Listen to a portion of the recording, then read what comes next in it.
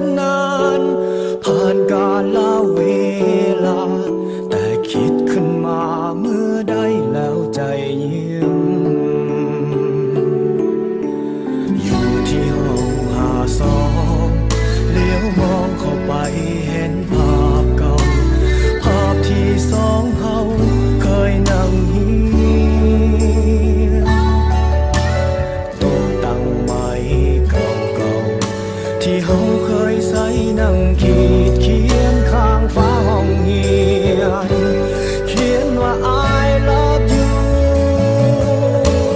คิดทั้งชีวิตม.5 คิดทั้งคนรักตอนม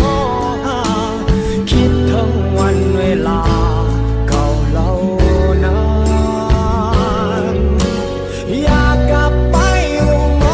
.5 อยากกลับไปเป็นเด็กม.5 กลับไปเรียนวิชาภาษาใจพอกลับมาถึงบ้านลองค้นภาพถ่ายเมื่อวันวานเห็นภาพสองคนนั้นกับเพื่อนฝูงทุกคนยิ้มแย้มแจ่มใสยังจำตอนนั้นงานปีใหม่ทุกคนนั้นห่วงใจออกเงินจัดงานอยู่ที่ห้อง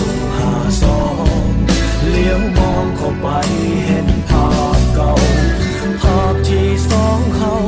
เคยนั่งเฮียนโต๊ะตั้งไม้เก่าๆที่เฮาเคยใส่